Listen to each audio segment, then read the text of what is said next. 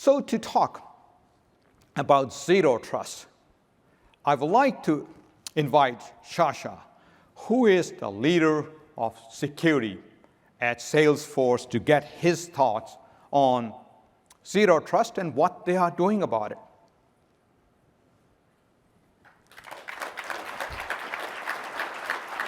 Thank you, Jay. Saša, Thank you, Jay. Thank you for joining me. Absolutely, my pleasure.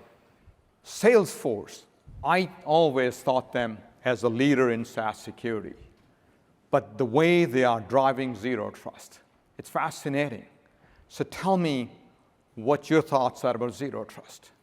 Yeah, thank you for the question. And first, I would suspect there are many Salesforce customers in the audience today, whether it's of our mainstream products or Tableau, as Jay mentioned, or Slack, or MuleSoft, or any of our other portfolio companies. And at Salesforce, our number one value for employees and customers is trust. And that's very sort of apropos for this discussion, because we need to provide trust to our shareholders, to our customers, to our employees, and to our community. So how does Zero Trust play into trust being our number one value? Actually plays really well, because it's the next level in the evolution of our journey to provide trust to all of our key stakeholders. That's very good. But there's a fair amount of confusion about Zero Trust. I had a customer who said, I do my VPN, I do Zero Trust at Zscaler. It all feels the same. I just get access to my applications.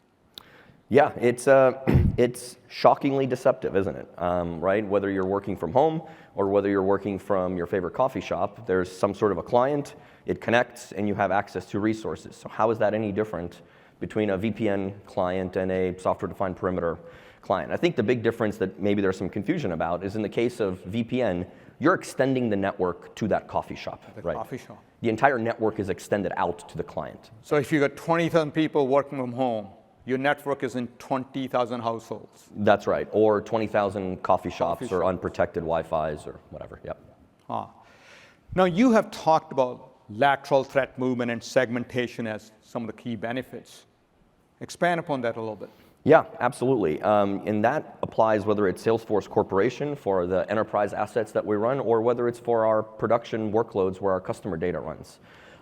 We'd like to create an island of one, right? I would say the industry as a whole has probably invested disproportionately on the probability side of risk reduction. And I think this gives us an opportunity to put quite a dent on the impact side. Can we reduce the impact or the blast radius of a catastrophic cyber event? And Zero Trust architecture gives us that flexibility. I like island of one.